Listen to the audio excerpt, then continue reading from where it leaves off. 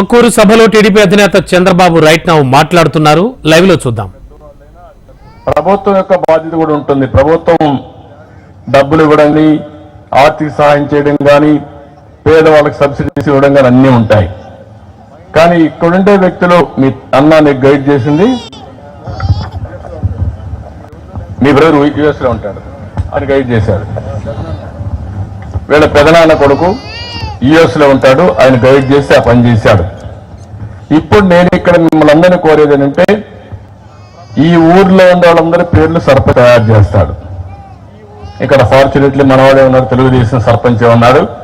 రేపటి నుంచి ఆ పని అంతా ఆయన చేస్తాడు. ఊర్లో ఉన్న అందరితో మాట్లాడతాడు. ఊర్లో ఉండే వాళ్ళే మేనేజ్మెంట్ తీసుకోవాలి. మీరు మేనేజ్మెంట్ తీసుకుంటే ఎన్టీఆర్ మెమోరియల్ ట్రస్ట్, ఎన్టీఆర్ పేరు పెట్టాం.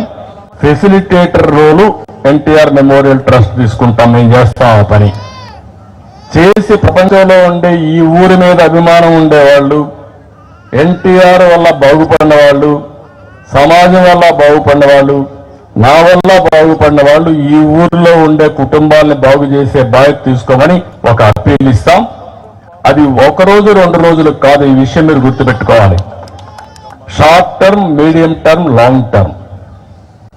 మీ ఇంట్లో ఉండే కుటుంబ సభ్యులే ఆస్తి. ఆ మెంబర్స్ తోనే అదే ఒక పెట్టుబడిగా తీసుకుని, తద్వారా మీరు ఏ విధంగా ఆదాయం పెంచగలుగుతారో ఆలోచించాలి.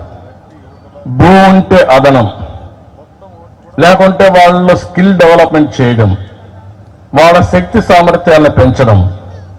ఈరోజు 10 రూపాయలు సంపాదించగలిగిన వాళ్ళు ఆ పనిలోనే 50 రూపాయలు సంపాదిస్తారు ఆలోచన చేయించడం. ఇప్పుడు నేను వస్తూ ఉంటే చూశాను, ఒక టైలర్, ఒక ముస్లిం అమ్మాయి మాట్లాడుతూ ఉంటే, నేను టైలర్ చేసుకుంటానండి, మా హస్బెండ్ నేను, కానీ నెలకు 7,000-8,000 రూపాయలు వస్తుంది. ఆ 7,000-8,000 రూపాయలు చాలడం లేదు. అప్పుడప్పుడు నేను పనికి పోతాను, ఆ డబ్బులు ఈ డబ్బులు కలిపి కుటుంబాన్ని గడుపుతున్నానని చెప్పే పరిస్థితి వచ్చారు. ఆ 7,000 రూపాయలు ఒక సంవత్సరంలో 15,000 చేసే మార్గం ఏంటి? 2వ సంవత్సరంలో దాన్ని మళ్ళీ ఒక 5 సంవత్సరాలకు ఒకసారి మన ఆదాయాన్ని రెట్టింపు చేసే మార్గాలే ఉన్నాయి అన్ని ఆలోచిస్తాం. ఇంకా ముందు జగలితంగా ఎక్కువగా చేస్తాం. ఇప్పుడు కొంతమంది పిల్లలు ఉన్నారు, చదువుకుంటూ ఉంటారు. ఏ చదువుకుంటే బాగుంటుందో అది గైడ్ చేస్తారు. వీళ్ళంతా అడాప్ట్ చేసుకున్న వాళ్ళు ఎవరైతే చేస్తారో మెంటరింగ్ గా వాళ్ళు గైడ్ చేస్తారు. గైడ్ చేయడమే కాదు, ఒకవేళ డబ్బులు కానీ లేకపోతే ఆ డబ్బులు ఆర్థిక సహాయం చేసి మంచి స్కూల్లో పెట్టి చదివించే బాధ్యత కూడా వీళ్ళు తీసుకుంటే దానివల్ల ప్రయోజనం ఉంటుంది. ఆ మాత్రం చేయలేక కాదు, చేసే మనసు ఉండాలి. అలాంటి వాళ్ళనే రమ్మంటున్నాను. శక్తి ఉండాలి, వాళ్ళకు విల్లింగ్నెస్ కూడా ఉండాలి, మనసు కూడా ఉండాలి. అలాంటి వాళ్ళగా మనం తీసుకుని ప్రజలే ఆస్తిగా, కుటుంబ సభ్యుల్ని ఆస్తిగా ఎప్పటికప్పుడు మెంటరింగ్ చేస్తూ ఉండాలి. ఒక వాట్సాప్ గ్రూప్ పెట్టుకోండి. అందరికీ ఫోన్లు ఉన్నాయా? ఫోన్లు అందరికీ ఫోన్లు ఉన్నాయని వాళ్ళు తేలిపోయిపోతారు. అందరూ ఫోన్ లేని వాళ్ళు ఎవరు లేరు. 25 ఏళ్ల మునుపు నేనే తీసుకొచ్చా ఫోన్ కూడా. అప్పుడు అందరూ నన్ను ఎగతాళి చేశారు. ఫోన్ అంటేనే ఇది పని లేదు, ఫోన్ ఏమైనా అన్నం పెడుతుందా అని.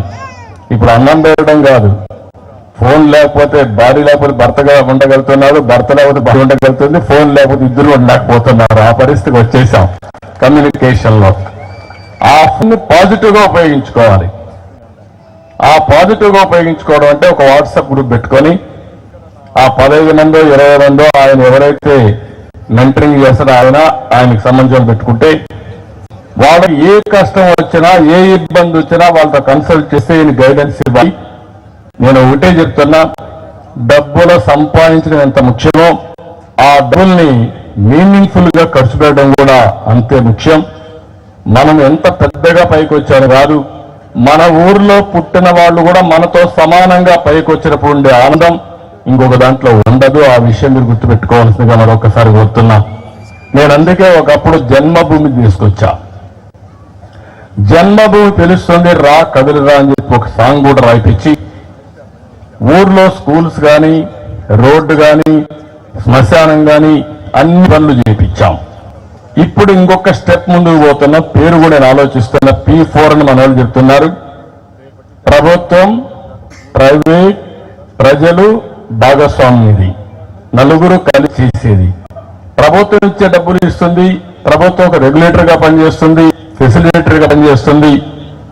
అదే మాదిరిగా ప్రైవేట్ వ్యక్తులు కూడా ఇప్పుడు కొంతమందికి ఇక్కడే ఒక కృష్ణారెడ్డి గారు మెగా ఉన్నారు, మీ పక్క మండలమే, ఈ మండలమే పామరే అనుకుంటా, గుడివాడ మండలం, గుడ్లవల్లేరు, జోగుపల్లిలో.